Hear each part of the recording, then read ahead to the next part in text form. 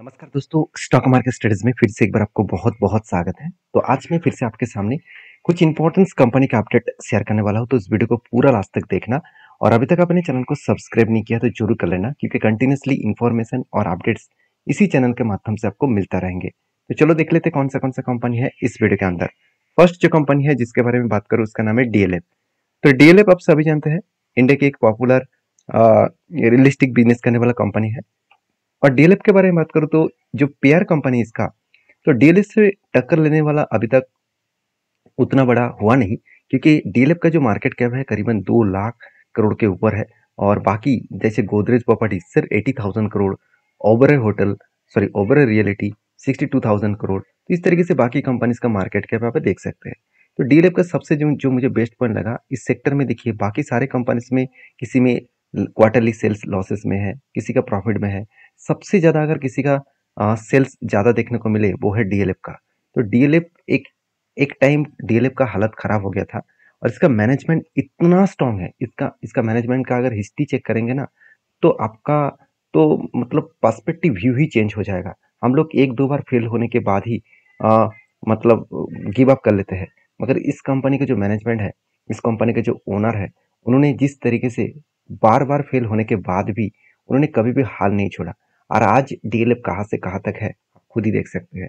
तो इसलिए मैं बार बार बोलता हूँ कि मार्केट में अगर किसी भी कंपनी के ऊपर काम करना है तो सबसे पहले उसका मैनेजमेंट का हिस्ट्री चेक करिए। अगर मैनेजमेंट अच्छा है तो उस कंपनी को वो जीरो से हीरो बना सकते हैं। अगर मैनेजमेंट बेकार है तो कितना भी अच्छे कंपनी के ऊपर आप काम करिए, वो कंपनी आज अच्छा है कल आपको जीरो बना सकते हैं। जैसे बहुत सारे एग्जांपल है, जैसे वोडाफोन आइडिया हो गया, जैसे येस बैंक हो गया। तो इस तरीके से कंपनी को देख लेना कहाँ से कहाँ तक आ चुके हैं सिर्फ मैनेजमेंट के कारण। ऐसे नहीं कि कंपनी के अंदर कोई गड़बड़ी था, सिर्फ मैनेजमेंट ने गलत डिसीजन लिया, मैनेजमेंट ने फ्रॉड किया, जिसके चलते आज हालत खराब हो गया। तो मैं डीएलएफ के ऊपर इसीलिए इतनी ज्यादा बात मैं इसीलिए बता रहा हूँ क्योंकि इसका मैनेजमेंट स्ट्रांग है, इसीलिए इसका सेल्स ग्रोथ प्रॉफिट ग्रोथ को बहुत शानदार तरीके से इंप्रूव किया। और देखिए क्वार्टरली जो रिजल्ट है डीएलएफ का वो भी देखेंगे तो कंपनी इस बार भी हाईएस्ट सेल्स जनरेट किया। First time company 2000 cross over किए। और एक्सपेंस को मिटाने के बाद कंपनी का जो नेट प्रॉफिट है वो भी देखेंगे तो कंपनी का प्रॉफिट 570 करोड़ से 920 करोड़ तक देखने को मिला। मतलब जो प्रॉफिटेबिलिटी है वो बेस्ट तरीके से प्रॉफिट ग्रोथ यहाँ पे देखने को मिला है।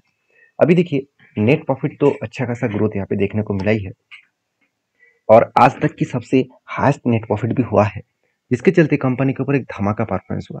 और शायद इसीलिए एक गुड अपडेट भी आपके सामने यहाँ पे रखना चाहूंगा। वो गुड अपडेट क्या है, देखिए द इकोनॉमिक टाइम्स के ऊपर एक रिपोर्ट आया था, DLF to launch 11 million square foot with revenues potential for 33,000 crore financial 2024। सोचिए कंपनी कितने बड़ा टारगेट लेकर चल रहा है। कंपनी का टारगेट इतना बड़ा अगर होगा तो क्या कंपनी रुक के रखेंगे, खुद को रुक पाएंगे? बिल्कुल नहीं। देखिए आज इंडिया में रियलिस्टिक इंडस्ट्रीज बहुत तेजी से ग्रोथ कर रहा है, क्योंकि हर कोई व्यक्ति के पर कैपिटल इनकम बढ़ रहा है। जब इनकम बढ़ेंगे तो वो घर खरीदारी करेंगे, प्रॉपर्टीज खरीदारी करेंगे, तो जहाँ पे उस कंट्रीज का ग्रोथ होने वाला है। आज देखिए चाइना जब डेवलप किए थे, चाइना जब डेवलपमेंट स्टार्टिंग किया था, तब रियलिस्टिक इंडस्ट्रीज बहुत तेजी से ग्रोथ हो रहा था। इस डेटाबेस को भी आप याद रखिएगा। आज चाइना के रियलिस्टिक इंडस्ट्रीज पूरा का पूरा खत्म हो चुके हैं। बहुत सारे ऐसे प्रॉपर्टीज पड़े हुए हैं जो जो कोई भी खरीदने के लिए तैयार नहीं है। कितना भी सस्ते में दे कोई भी खरीदने के लिए तैयार नहीं है। तो सोचिए आज इंडिया डेवलप कर रहा है, तो इसलिए इस तरीके से कंपनी का ग्रोथ हो रहा है। तो डीएलएफ आज ग्रोथ करेंगे, फ्यूचर में जब पूरा का पूरा डेवलपमेंट हो जाएगा, डेवलपमेंट एक एवरेज लेवल में आ जाएगा, तब इंडस्ट्रीज थोड़ा सा स्लो डाउन में जा सकते हैं। तो इस चीज़ों को याद रखना, क्योंकि मार्केट में आप काम लॉन्ग टर्म के लिए करना चाहते हैं तो सारे पॉइंट्स को हमेशा आपको ऑब्जर्व करना होगा। तो बेसिकली कंपनी के ऊपर इसीलिए शायद जेफरीज ने इस कंपनी के ऊपर एक बहुत बड़ा टारगेट रखा, 965 रुपीज तक इसका टारगेट रखा। उन्होंने यही कहा कि कीप एट बाइंग, मतलब बाइंग कंटिन्यू करिए, और उनका टारगेट है 965। तो फिलहाल के लिए क्या सिचुएशन है टेक्निकली, अगर टेक्निकली चार्ट पैटर्न के बारे में बात करूँ तो जो जिस तरीके से कंपनी के ऊपर एक यहाँ पे रेंज बना था, एक पैटर्न्स बना था, उस पैटर्न्स के बेसिस में शानदार तरीके से एक टारगेट मिला।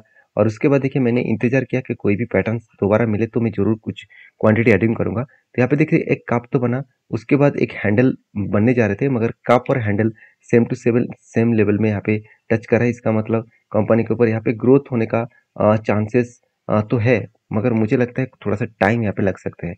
एक एक चीज़ों को नोटिस करना, कंपनी एक रेंज के बेसिस में यहाँ पे ट्रेड कर रहा है। एक ही रेंज के ऊपर कंपनी बार बार वो रिटेस्ट करने जा रहा है, मतलब इसी रेंज को अगर ब्रेकआउट करे तो एक बड़ा धमाका हो सकता है। तो इसके लिए मैं इंतजार करूंगा जब इस तरीके से पैटर्न्स ब्रेकआउट करेंगे, तो मैं कुछ डिसीजन खुद लेने वाला हूँ और आपके साथ भी शेयर करने वाला हूँ। तो मेरे साथ जुड़े रहिए, चैनल के ऊपर बने रहिए। और हाँ, आपके पास क्या डीलैप का शेयर है, मुझे जरूर कमेंट्स करके बताना। नेक्स्ट जो कंपनी उसका नाम है मल्टी कमोडिटी एक्सचेंज लिमिटेड, जिसको हम लोग एमसीएक्स नाम से जानते हैं। तो बेसिकली एमसीएक्स जो है वो एक ऐसी कंपनी है जिसके ऊपर बहुत सारे दोस्तों का मुझे बार बार कमेंट्स आते रहते हैं कि सर एमसीएक्स के ऊपर क्या किया जाए। देखिए एमसीएक्स के ऊपर एक चीज का मैं आपको हमेशा याद दिलाता रहूंगा। एमसीएक्स एक मोनोपोली जैसे बिजनेस करने वाला कंपनी है, क्योंकि इसके कोई आगे पीछे तो है नहीं। कंपनी अकेला ही कमोडिटी सेगमेंट के ऊपर काम करते हैं। तो जितनी रेवेन्यूज जनरेट होते हैं कमोडिटी सेगमेंट के ऊपर, वो डायरेक्टली इसी कंपनी को मिलते हैं। क्योंकि अगर आप कल जाकर कोई भी गोल्ड, सिल्वर, निकल, क्रूड ऑयल, नेचुरल गैस इस तरीके से प्रोडक्ट के ऊपर ट्रेड करने के लिए जाएंगे, तो इसका एक चार्जेस जो मतलब एमसीएक्स को मिलने वाला है। तो बेसिकली जो काम कंपनी कर रहा है वो बहुत स्ट्रॉन्ग काम है।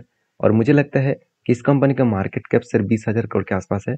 तो ये सिर्फ स्टार्टिंग है, अभी जर्नी बहुत बाकी है। क्योंकि कंपनी के जो क्वार्टर रिजल्ट है वो भी इस बार कंपनी रिप्रेजेंट किए।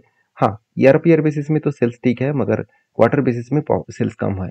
फिर भी मैं जो जरूर कहूंगा, इस बार कंपनी बेस्ट तरीके से रिजल्ट किया। क्यों? क्योंकि आपको लग रहा होगा कि क्वार्टरली रिजल्ट खराब हुआ, मगर कंपनी एक्सपेंस कई हद तक कम किया, जो पिछले ईयर को भी बीट किया, पिछले क्वार्टर को भी बीट किया। और इसलिए कंपनी इस बार सबसे ज्यादा प्रॉफिट किए, आज तक की सबसे हाईएस्ट प्रॉफिट है। देखिए कहने का मतलब यही है कि किसी भी कंपनी के ऊपर आप काम करना चाहते हैं तो सबसे पहले उसका प्रॉफिट एंड लॉस को मत देखिए, उसका बिजनेस को देखिए। क्या बिजनेस में कंपनी सेल्स ठीक कर रहा है, रेवेन्यू ठीक कर रहा है, कंपनी का एक्सपेंस कम हो रहा है, और कंपनी का प्रॉफिट कितना हो रहा है, वो इंपॉर्टेंस है। अभी देखिए कंपनी ने इतना एक्सपेंस को कम कहाँ से किया। अगर मैं एक्सपेंस शीट में जाऊँ तो ध्यान से देखना, कंपनी के ऊपर जो डेटा यहाँ पे देखने को मिलेगा आपको, उस डेटा को ध्यान से देखना। कंपनी ने देखिए जो पहले 17%, 22%, 24% के आसपास एम्प्लॉय कॉस्ट के हिसाब से यहाँ पे एक्सपेंस कर रहा था, वो एक्सपेंस आज एकदम ना के बराबर हो चुके हैं, मतलब बहुत हद तक कम हो चुके हैं।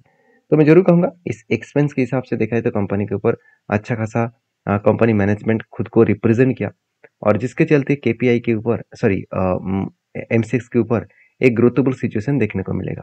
बैलेंस शीट भी देखेंगे तो कंपनी के देखिए रिजर्व तो बढ़ते चले गए और बोरिंग्स एकदम नाक के बराबर है, मतलब जीरो के आसपास है।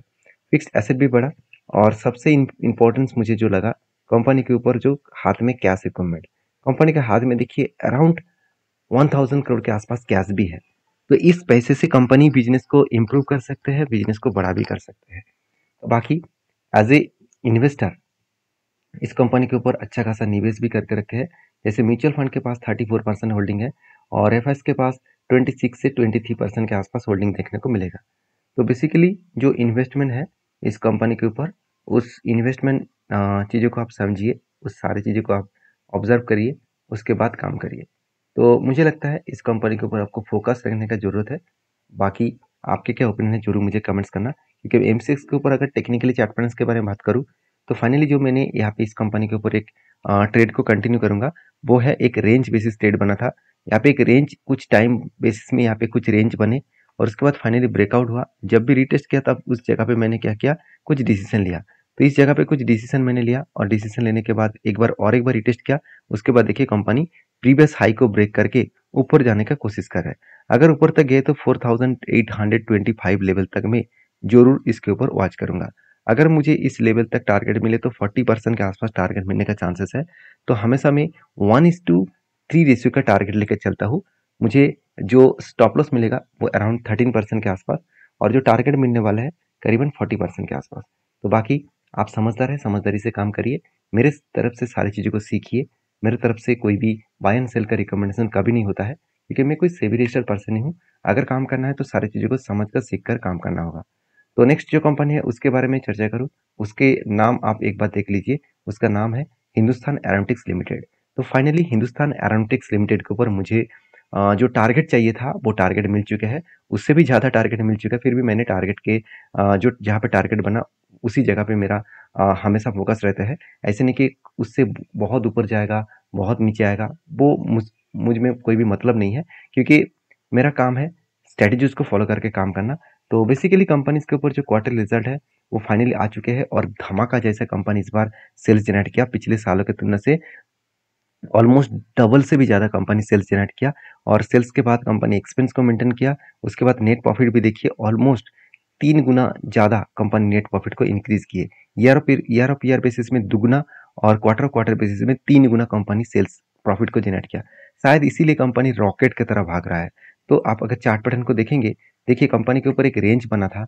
उस रेंज के बाद जब भी यहाँ पे ब्रेकआउट किया, रिटेस्ट करने के बाद फिर से ब्रेकआउट किया, तब मैंने इस जगह पे एंट्री लिया और मैंने आपको बताया कि मेरा टारगेट होगा 1:3 रेशियो का। तो 1:3 रेशियो का मतलब क्या है, यहाँ पे जो इसका जो टोटल रेंज है, इस रेंज के नीचे मेरा स्टॉप लॉस था और इसी स्टॉप लॉस के जो टोटल फिगर आउट है, मतलब यहाँ पे जो स्टॉप लॉस था मेरा 10% का और जो मेरे टारगेट लेकर चल रहा था 30% का। तो फाइनली मुझे 30% का टारगेट मिला। उससे भी देखिए कंपनी बहुत ऊपर जा रहा है। तो इसमें इसमें मेरा कोई मकसद नहीं है कि कितना ऊपर जाए कितना नीचे आए। मेरा मेरा टारगेट यही होता है कि जब भी कोई मुझे पैटर्न्स दिखे, उसका जब भी टारगेट बने तो उस टारगेट में मुझे एग्जिट करना है। बाकी आपके क्या ओपिनियन है जरूर मुझे कमेंट्स करके बता सकते हैं। और फाइनली इस कंपनी के ऊपर एक चीज़ को मैं और भी आपको बताऊंगा कि कंपनी के ऊपर एक एज ए इन्वेस्टर के हिसाब से बात करूं तो कंपनी के ऊपर इन्वेस्टर अच्छा खासा क्वांटिटी को ऐड करते चले जा रहे हैं। बेसिकली एफएस ने 4% होल्डिंग को बढ़ाकर 12% कर चुके हैं। तो बाकी आपकी क्या राय है जरूर कमेंट्स करके बताना। नेक्स्ट जो कंपनी उसका नाम है SDBL। तो SDBL एक छोटा सा कंपनी है, 2300 करोड़ का कंपनी है और कंपनी के मैनेजमेंट ने एक बहुत बड़ा डिसीजन लिया, वो है स्प्लिट देने का। 24 में कंपनी 2:5 रेशियो का यहाँ पे स्प्लिट देने वाला है। तो जो लोग स्प्लिट पाना चाहते हैं तो इस कंपनी के ऊपर रिसर्च करिए, उसके बाद काम करिए। वीडियो में जानकारी अच्छा मिले तो प्लीज़ लाइक करिए। मिलते हैं नेक्स्ट वीडियो में, तब तक के लिए धन्यवाद।